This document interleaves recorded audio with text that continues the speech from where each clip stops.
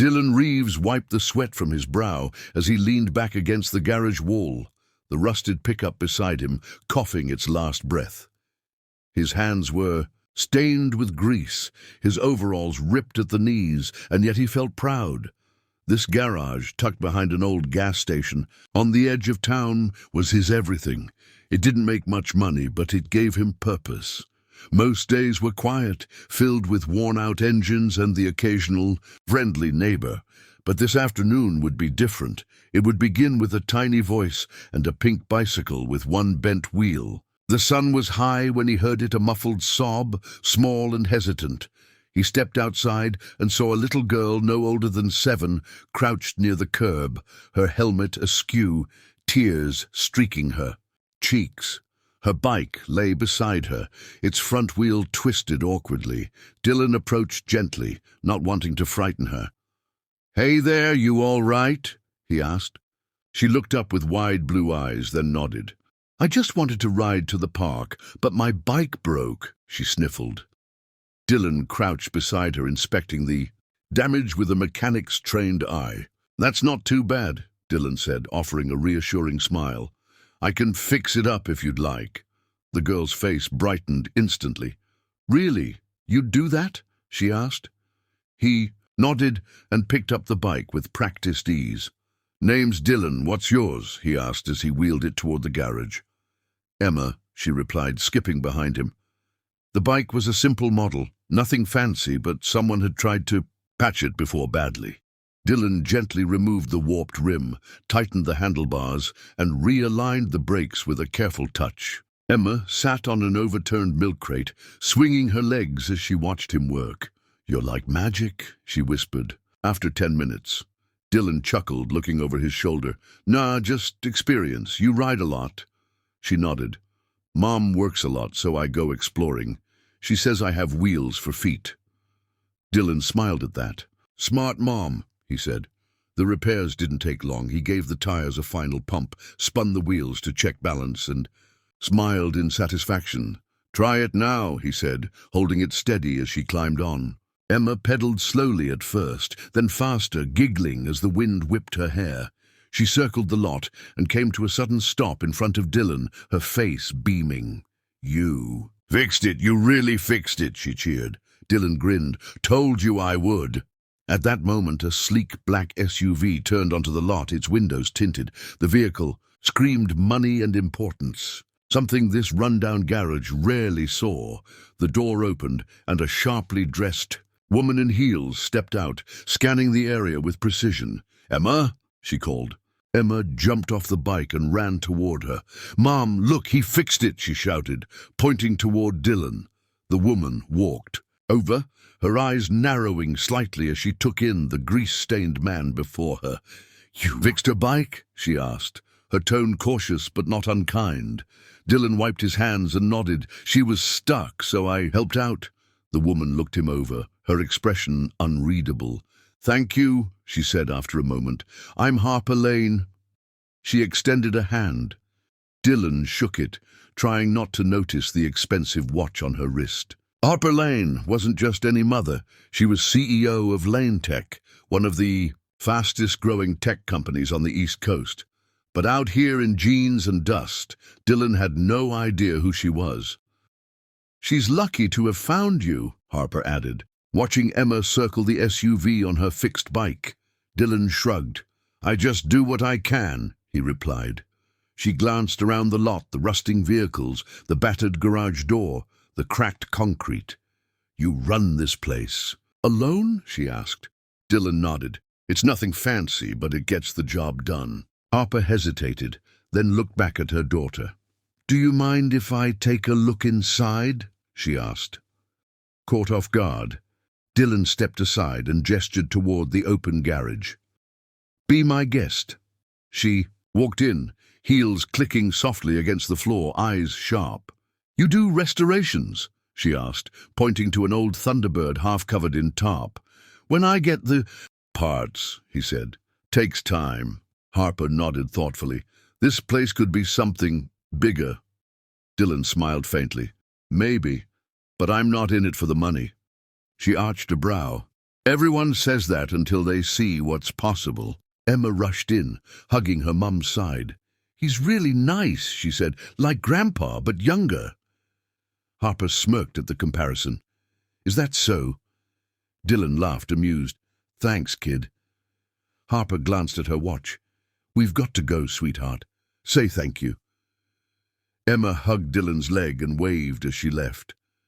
Harper turned. Before entering the SUV, you'll be hearing from me, she said, then was gone. Dylan stared after them, confused. You'll be hearing from me? What did that even mean? He returned to his tools, brushing it off as a polite goodbye. 3 days passed.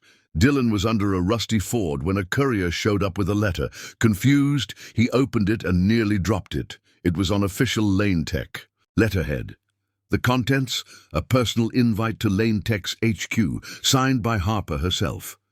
She wanted to discuss an opportunity. Dylan blinked, heart racing. He reread it 3 times. He had nothing to wear but jeans and oil-stained jackets. Still, curiosity won. That Friday, he borrowed his neighbor's cleaner's truck and drove into the city, the skyscrapers swallowing his nerves whole. Lane Tech's headquarters gleamed like a glass fortress. Inside, everything smelled like innovation. People in suits passed him by, eyes flicking curiously to his boots and denim. A receptionist guided him to the top floor. Harper met him personally, her expression calm, unreadable. You came, she said, offering a slight smile. Dylan nodded, overwhelmed, still not sure why. Harper led him to a sleek conference room overlooking the city. Because I saw something in you, she said. Skill, integrity. You helped my daughter when no one else did. That matters to me. Dylan sat down slowly. I didn't do anything special. Harper tilted her head. That's the point. You didn't know who I was. You didn't want anything, and yet you gave her something most people wouldn't. Time. Dylan shifted uncomfortably. I'm just a mechanic. Harper leaned forward. You're a problem solver, and I'm offering you a chance to do more with that gift.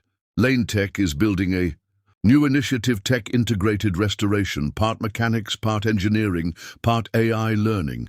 We need someone grounded, someone with real-world instincts. Dylan blinked. You want me to work here? She nodded. Or consult, train, run your own division. We can figure out the details. I'm not handing you a charity. I'm offering you a path forward. You earned it. Dylan was stunned. I wouldn't even know where to begin, he whispered. Harper smiled. We'll start with what you already know.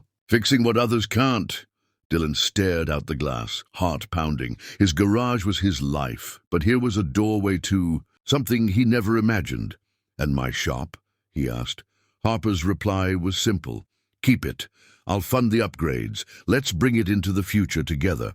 Dylan didn't respond right away. Instead, he thought of Emma's laughter, of that pink bike spinning freely again. He thought of the cracked cement and broken dreams. Now offered a chance to grow. Finally, he met Harper's eyes. All right, he said, let's build something better. She extended her hand. Welcome to Lane Tech, Dylan. And, with that handshake, the man who once fixed rusted trucks on the edge of town began a journey that neither success nor fate had prepared him for. But deep down, he knew one thing for sure: his life was about to change forever. The next morning, Aidan woke to find a text from Vanessa inviting him and Lily to a private brunch at the Hillside Country Club. The message was friendly, not formal, and included a smiley face from Emma.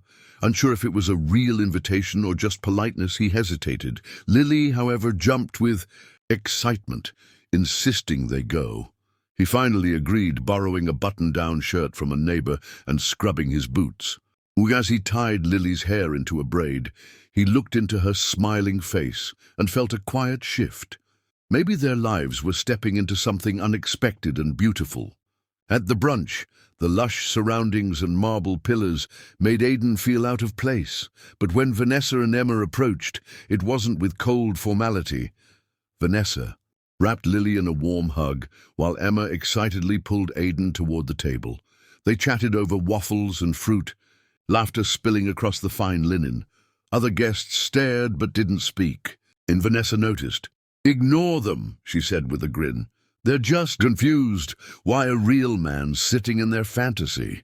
Aidan chuckled, uncertain how to respond, but Lily was comfortable eating berries and whispering secrets with Emma like lifelong friends. Vanessa eventually asked Aidan if he had a dream, something bigger than fixing things for a living. He paused, unsure how to answer. "I just want to give Lily a better life," he said honestly. Vanessa's eyes softened. "Then let me help," she said plainly. He didn't understand. "You fixed more than a bike that day," she continued. "You showed kindness, patience, and integrity. That's rare. I want that near me." Aidan hesitated. Was this a charity offer or something deeper? But Vanessa's expression wasn't pity, it was admiration. She wasn't trying to save him. She saw value in him. She offered him a job head technician in her company's foundation branch that fixed bikes and mobility devices for kids. It wasn't just mechanical work, it involved community, mentoring, building futures. Aidan was stunned. The pay was generous, there were benefits. Lily would get a scholarship to the academy Emma attended. For a moment he couldn't breathe. He thought of late nights, patching roofs and struggling to afford diapers just a few years ago. Now this. He looked at Vanessa, confused. "Why me?" Vanessa leaned in, voice steady. "Because you remind me of someone who once fixed my broken world when I was just a girl." Her tone hinted at pain Aidan didn't pry into. "You didn't ask for anything. You just helped my daughter like she mattered. That's the kind of people I want around my company and my family." Aidan nodded, slowly, still unsure if he was dreaming. But Lily reached for his hand under the table and squeezed it. That simple gesture grounded him. Maybe this was the moment he had unknowingly worked toward his entire life, quiet, honest, and real. The first day on the job, Aidan walked into a spotless workshop filled with state-of-the-art equipment. Teens in worn shirts and bright smiles greeted him. Many were from tough backgrounds, and this job gave them purpose. Vanessa wasn't just a CEO, she was building something bigger than profit. She introduced him as someone who knows the real value of hard work. The teens respected him instantly. Lily beamed watching her dad teach others how to align a chain or adjust brake tension. Aidan had never felt this seen before. In this space, grease-stained hands meant dignity, not struggle. Days turned into weeks. Emma and Lily became inseparable. Aidan would often find them covered in glitter or building Lego cities on weekends. Vanessa made no effort to hide her growing closeness to Aidan either. They shared lunches, exchanged stories, even disagreements, but all of it felt natural. Two people who had built tough lives in different ways, slowly, meeting in the middle. One afternoon, she surprised him by fixing a bent fender herself. "Watched your tutorial online," she said, proudly. Aidan grinned. "Not bad for a CEO." They laughed, and for a moment, everything felt incredibly light. Then came the gala. Vanessa's company held an annual event for all donors and beneficiaries. It was formal, high-profile, and full of sharp suits and designer gowns. Vanessa wanted Aidan there. Not to fix bikes, she teased, but to be seen. Aidan was nervous. He'd never owned a tux, never spoken into a microphone, never eaten shrimp off a spoon. But when he walked into that ballroom, Lily holding his hand in a soft blue dress Emma had picked out, he felt something shift. People turned and whispered, but Vanessa walked straight to him and laced her arm through his. The evening was stunning chandeliers, speeches, music. Aidan was introduced to major investors, city officials, and philanthropists. But the highlight came when Vanessa gave a speech. "A little girl's broken bike brought us together," she said. "But it was the man who fixed it who showed me what real strength looks like." She paused. "This year, our foundation will expand, led by the very man who fixed my daughter's bike and reminded me what kindness can build." The applause was thunderous. Aidan stood stunned. Lily clapped proudly. For the first time in his life, Aidan didn't feel like a helper, he felt like a builder of futures. After the event, they stood on the balcony beneath the stars. Vanessa held a glass of wine, and Aidan leaned on the rail beside her. "I never imagined any of this," he admitted. "I thought I'd always be patching tires and chasing rent." She looked at him, her expression soft. "You fixed my daughter's bike, Aidan, but what you really did was fix something in me I thought was gone." A long silence followed. Then she said, "You belong here, not because I brought you, but because you earned it." For the first time, Aidan didn't argue. He finally believed it. Aidan's days became fuller but more meaningful. He oversaw repairs for hundreds of donated bikes and wheelchairs. Under his guidance, a special project was launched, a mobile repair van that went into underserved communities. Lily rode along sometimes, helping kids tighten bolts or handing out helmets. She loved it. Her confidence grew. At school, she was no longer just the quiet kid with a broke dad. She became the girl whose dad changes lives.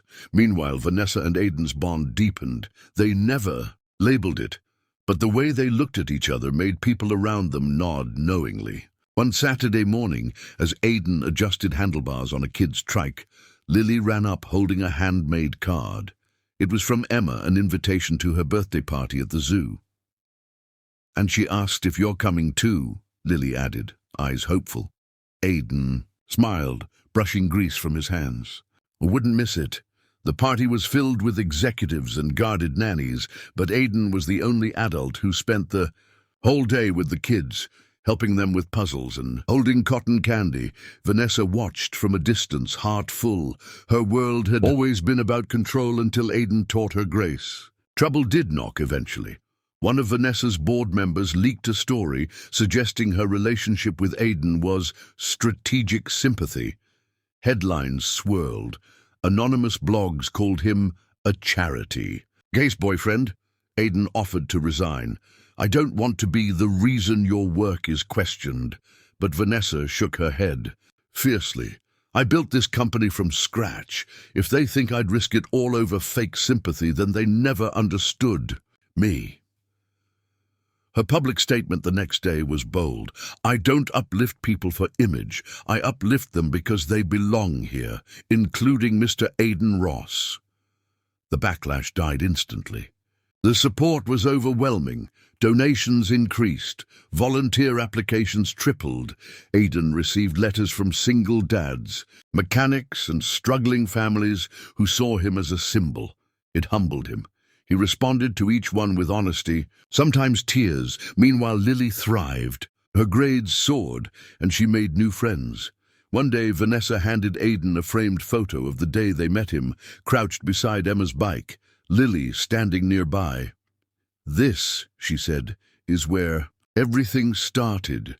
Aidan looked at the photo for a long time, realizing how far one small act of kindness had taken them all. Months later, on a crisp autumn morning, Vanessa took Aidan and Lily to a piece of land near the edge of the city.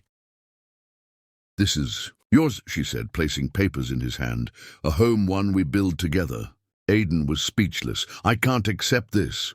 But she looked at him firmly. "It's not charity. It's life for us, for Lily, for what we're becoming." They stood there, looking out at the trees, the distant skyline, the space where a new life would grow. Lily ran ahead, imagining a treehouse. Aidan pulled Vanessa close. "You didn't just change my life," he said. "You built it." As winter approached, they moved into their new home. It wasn't massive, but it was full of laughter, warmth, and the smell of cookies Lily loved to bake.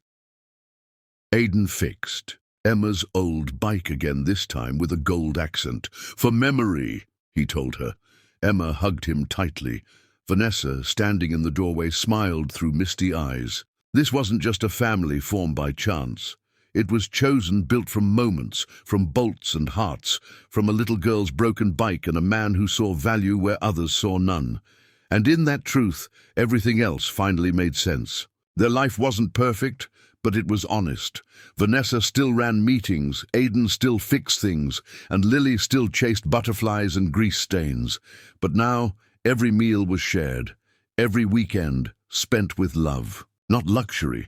And when people asked how it all began, Aidan would smile, look down at his hands, and simply say, "I just fixed a bike." But those who looked closer saw the deeper story, how a simple act offered without expectation had become the foundation for a future richer than anything money could buy. And in that, Aidan had truly rebuilt more than just wheels.